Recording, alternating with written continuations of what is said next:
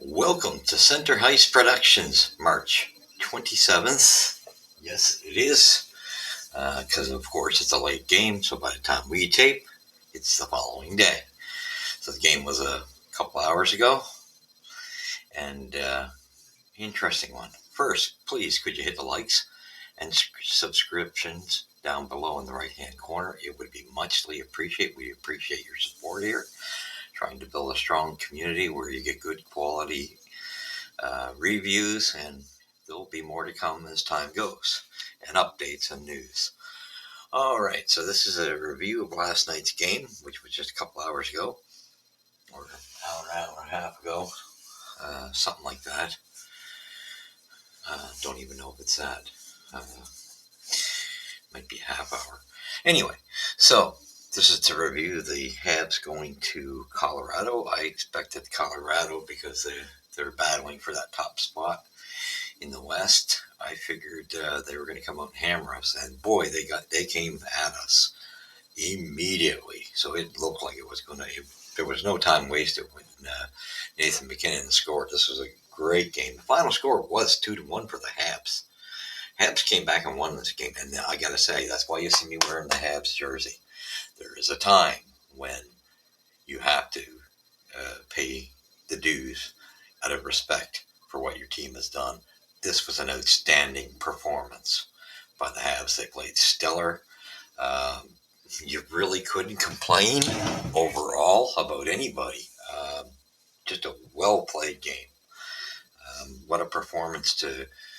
There just seemed to be some jump in their game. Maybe it was, in response of Marty being back behind the bench. All I know is what a performance. Quite an awesome performance. I was quite pleased with what I saw on the ice. Shocked me. Didn't want the win because it screws up my tank positioning. I'd like them to somehow get into, within the 5 positions for the draft. Anyhow, final score 2-1. What a game. And they held on, and played stellar at the end in that third period. Played quite a defensive game. They kind of sat back and let Colorado come, but not enough that they weren't playing well. They took their chances too, but they weren't getting caught out of position. They were not cheating anymore, which was nice. They showed that they could shut you down, and they did it to Colorado. Unbelievable game. This was one of the more entertaining games. Okay, so we'll get into a bit more here. Give you the stats first. 2 goals by the Habs, 1 goal by Colorado, all in the first period. There was no scoring in the second, no scoring in the third. Montembeault was the starter. He played quite well. He played stellar. And Newman, this kid played well too. Now, after he let one weaker one go in, I tell you, he came back and played quite a stellar game. The Habs had some very good quality chances. Joel Armia, once again, this guy has, with that shot being sent down to Laval, he's been a different man. I mean, I can't even believe what the player I'm seeing out there. This is, I don't care what anyone's got to say. This is the best of Joel Armia I have seen, even compared to that playoff run. I think he's playing even better than that. This is what I think Winnipeg wanted to see out of Joel Armia. Everybody's wanted to see this. If he can stay to that standard, you never know. He might be tradable, or, maybe he fits in, because he is just a one-man show when he gets that puck. He's hard to get off the puck. Good classy game. I love his game right now. He deserves all the respect due to him for the change in his game, and let's hope it stays that way for the future, onward from now to the future. All right, so it's just a beautiful game. 3 stars. Joel Armia definitely deserved the first star. No doubt about it. He played a phenomenal game. 1 goal, +1. And then the second star was Montembeault, who played a fairly good game. 27 saves. and 1 goal against. He was stellar in the net. He played very well. And I tell you, Nathan McKinnon, they had a few players that were playing quite well. Rantanen had a very strong game too. And I got to say, like I said, I said this the moment Jonathan Drouin left Montreal. Unless he goes to Colorado, which I thought he would, and he ended up there, I called it, that would be the team that would give him a shot because of the McKinnon Drouin connection. And I know it personally because I used to go to all the Mooseheads games down here when they were playing down here.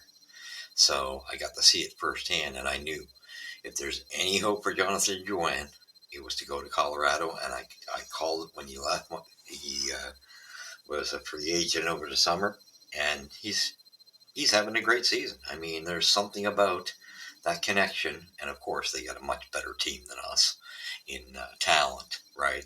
They're loaded, pretty loaded, stacked, especially offensively. So he had a strong game too. That first line had a very strong game. Lecky had a very good game as well. So that was pretty much it. We're going to give it to you 43 seconds. It didn't take Colorado any time to come out. Nathan McKinnon, assisted by Rantanen and Devon Taves. At 52 seconds, this is just like 9 seconds later, Nick Suzuki with just a tip pass, drop pass to Nick from Slav, which David Savard had passed it to Slav, and Slav wasted no time to tip it up to Nick, and Nick came in there, and that's the one thing I love about Nick's game, and this is where I commend him because I love his offensive game. I find that's his strongest suit. He's so intelligent offensively with his IQ, and that's what I love about him. He doesn't use the same shot every time. He's a smart kid. This kid blows me away in his IQ. He knows to switch it up where he's going with it. He waits out the goaltender, and what a beautiful shot right between the legs. 5-hole, gorgeous goal. What more could you say? Just an incredible. When you see Nick going in, there's a good chance he's probably our most dangerous weapon going in on a break of any sort, on a rush. He's a deadly threat. He really is. That's where he leads the rest of the Habs. You can almost count on he's most likely going to score if he gets a good opportunity, and he does every time he does. He's just phenomenal. That's the part of Nick Suzuki. His IQ is just incredible. 14:53, Yoel Armia. What a goal this was! There was a dogfight in there. Caden Gooley shooting it in. New hook in front of the net, causing a stir up, and up to Yoel Armia behind the net, who to the side of the net. Carries around for a wraparound with Galley just causing a storm in the net, in the crease. Beautiful work ethic by the three of them. And Gooley, like I said, who fed that puck in there. Gooley had a strong game. Yoel Armia, though, that wraparound was a gorgeous goal. And the winner, 14:53. He just looks like a different player. And we've all been on his back, including me.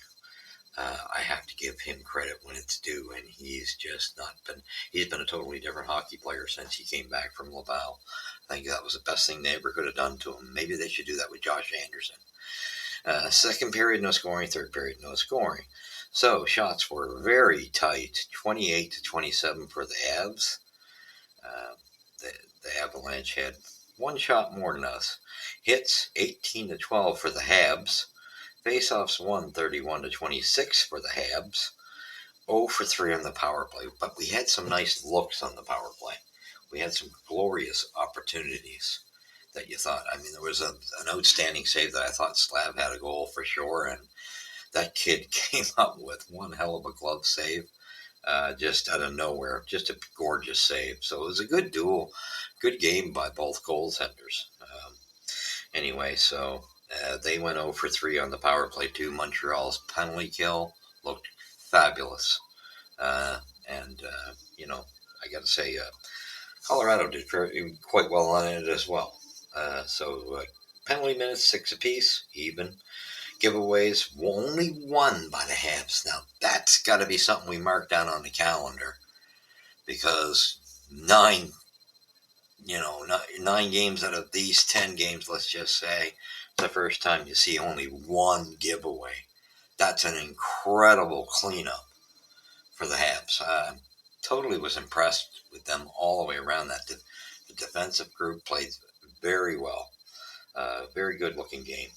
Giveaways, 5 by the Avalanche, like I said, and only one by the Habs. Takeaways, 8-7 for the Habs. So they were doing good in that department. Block shots, they did phenomenal. 20-12. Okay, so that was just incredible. Um, Harris had a phenomenal game. He blocked a lot of shots as well tonight. I was quite impressed with Harris. Was really stood out tonight. Very strong game for Harris. He saved a lot of uh, glorious opportunities by the Avs lifting sticks at the last second when it would have been straight in the net, and he just played so intelligently, and that's what I like about this kid. That kid is, I think, people better watch it. He's so responsible, and he does the little things right. He just had an incredible game. So, penalty summary: 7-13 in the first period. Nick Suzuki, 2 minutes for hooking. Jack, I got one at 10:09, 2 minutes for cross checking. Second period, it was Jordan Harris, 2 minutes for high sticking at 9:12. And third period, it was Sean Walker, 11:18, 2 minutes for hooking. Sean Walker, 14:57. 4-minute high sticking penalty on Gallagher, which drew blood. So he had a 4-minute penalty. Looked good, and we just couldn't capitalize on it. So outstanding game again. Um, what more can I say? Armia, Harris really stood out.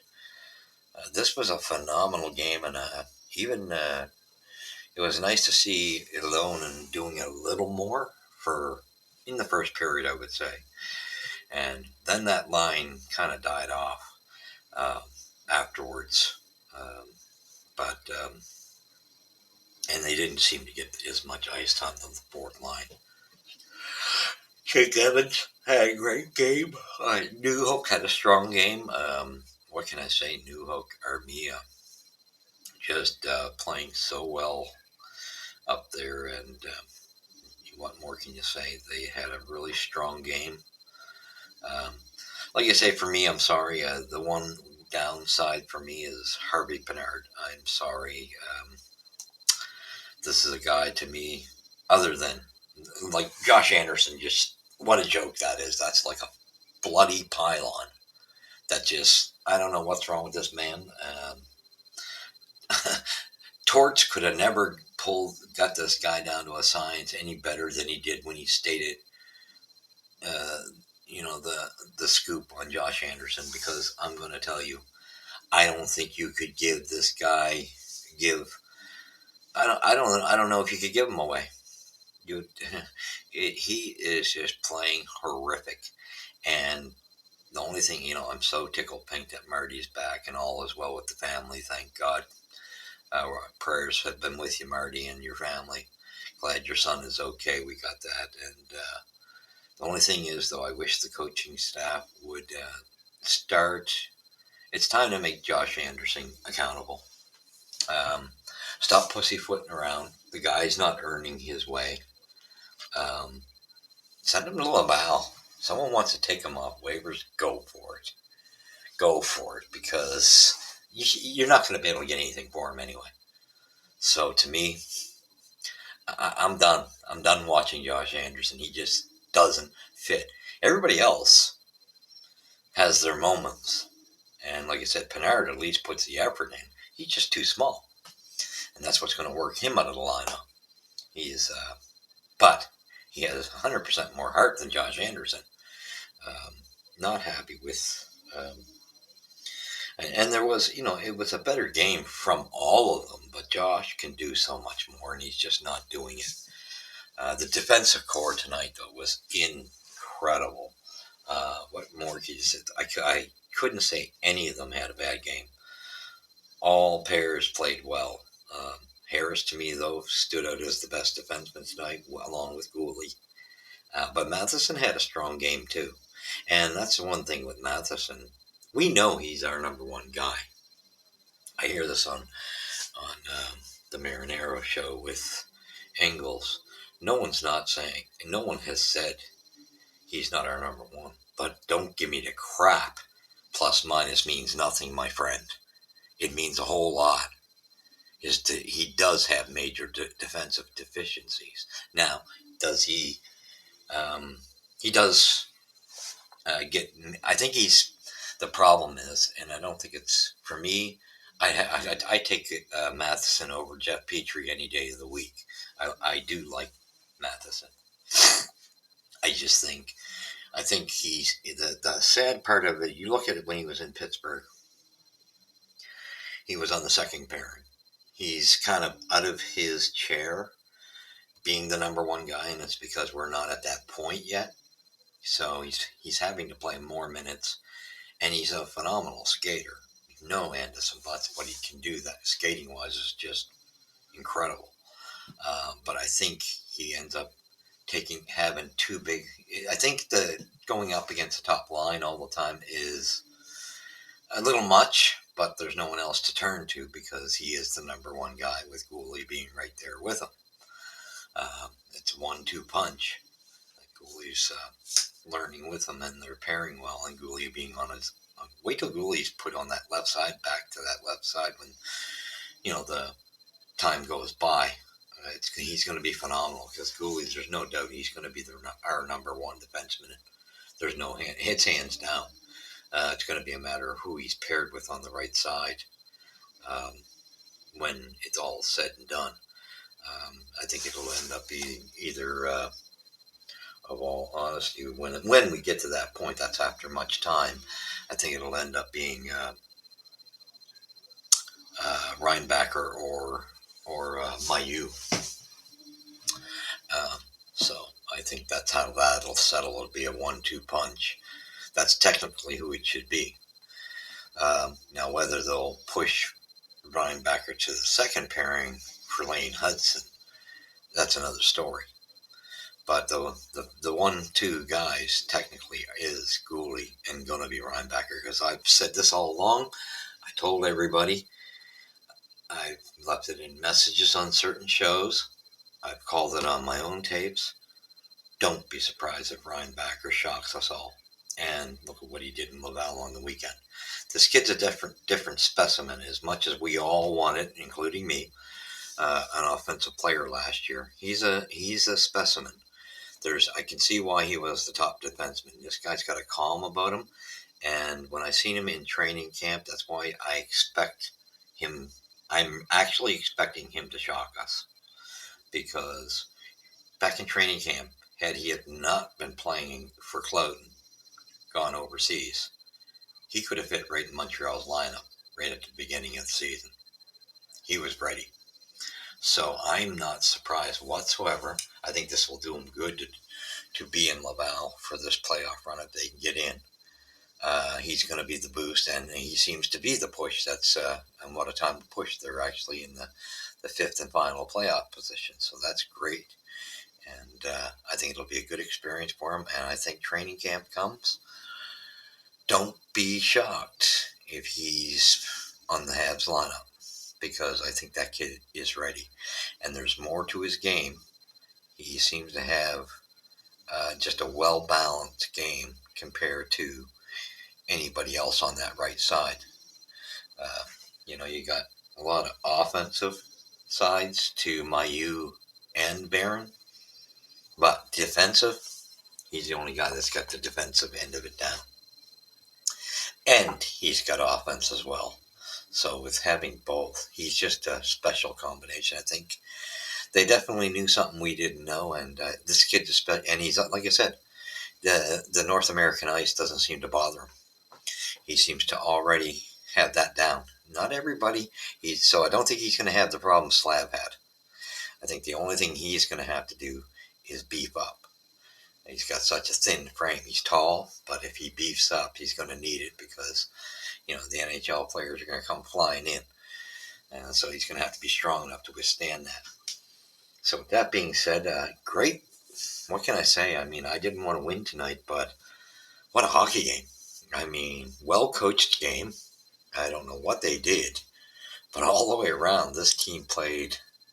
So they played like, if they can pull the right strings over the summer, I mean, I don't think next year they'll be in the playoff picture. But boy, they're going to move up several spots, that's for sure. The next year, you'll start seeing them move up. They won't be in the bottom 5 or 8, I don't think. I think you'll start seeing them move up about 2 or 3 positions in the East in our conference. I don't think they're quite. I think it's going to be the following year that they start fighting for a playoff spot. But what a stupendous game. Um, Same thing. I mean, I think that there's a lot of comments made, and we got to keep things realistic. But I have a hard time listening to a lot of things that, you know, um, you can't tell me, I hear them say how perfect. Matheson's a good defenseman, but he's a 3 or 4 on a good team. On a good team. Now he's on a shitty team. Forgive me for my words, but technically we're so young that that's why he's a number 1, and that's why he was a second pairing defenseman everywhere else. So he's playing above really where he should be, but he's going to have to play there, and I don't think they should get rid of him. As much as his plus minus drives me nuts, like I say, he is a better player than Jeff Petrie. There's no end of buts about it. I do think they can pretty much keep him until the following year, right? I think, honestly, this season coming up, trade deadline, you might debate on Savard, might, but I think Matheson can be the last to go, I guess, maybe the following year. That that finally everybody's up to snuff. But at the same token, you don't need to rush it either because you'll have Gooley ready, you'll have Jackeye ready. Kovacevic is fine for the third pairing. It's just a matter of getting Reinbacher, Mayu, and Harris is ready. So you got some players on the left side, but I mean you're not in a rush either, a panic. You got plenty of time to wait till Lane Hudson is ready. So there's no hurry. You can keep Matheson until he is ready, and that's not even counting Enstrom, who's a left-sided defenseman. But I think it's coming. The pieces are coming into place, and I think Reinbacher's going to make one heck of a difference maker for that right side when he arrives, and that's why I almost hate to say it, but I think Savard will be moved by the trade deadline this year coming because I think Reinbacher is more than ready, and I think he's going to prove it in the training camp that comes up. He's a well-oiled machine. He's got so much IQ, so much sense. He's smart all the way around, good with his stick, and he's steady, and he's got great composure. He's going to be the leader on that right side. There's no doubt about it. And then maybe Gooley can fall back into the left side. So it's going to be interesting to see what transpires. But what an outstanding game. I really enjoyed tonight's game. And I really liked seeing the fight back of the Habs. And then I liked seeing them in the third period be able to shut it down and not play sloppy where they're giving up odd man rushes. They kept it together tonight, which was a real nice change. Just shows tightening up of the ropes. They can do it. So things are looking positive. I was quite pleased. This was great, a really good game. Um, there's not you got to commend them. That's why I'm wearing my Habs jersey. I was so proud of them tonight, even though I want to tank. Now they can continue to lose because they got to stop this. But I'm sure they did this for Marty, and the Avalanche just have to be shaking their heads how well the Habs played them tonight. And I think they've taken both games this year, which is a good accomplishment. But that kid goaltender, I think the Habs are on to something with that kid. He's a good goaltender. Okay, so now what that means, let's see what that means. Who's next for us? I'm trying to think. I know I've seen it. Uh, I think, I know we play Thursday, but who do we play Thursday is the question. Okay. Ooh, Flyers. Yeah, that ought to be a good game. That could go either way. That'll be an interesting game. I just hope the Flyers beat us, but that's going to be a good game. Uh, there's no doubt that's going to be a good matchup. So the good news there, we're out of that West Coast um, trip. That's a good news, and we got Marty back, and so thankful to have him back behind the bench. Great game, Habs. Go Habs, go! Some very big positive signs, and go Rocket, go! Like I said, keep your eye on Reinbacker. I think this kid's gonna shock us all. Mark my words. Mark it on your calendar. You can mark it from back the tape. A few tapes ago, I said that when he first got sent to Laval. I said, "You watch. This kid's gonna shock us. He played for a crappy team, and you got to take that into consideration." So anyway, that being said, where's Puck Drop First? Here at Center Ice Productions. Thank you for watching. Please hit the likes and subscribes. Muchly appreciate it. And we will catch you in the review Thursday night. Finally, we're off the West Coast run because I don't like these late games. Thank you for joining me, and we'll catch you then. God bless.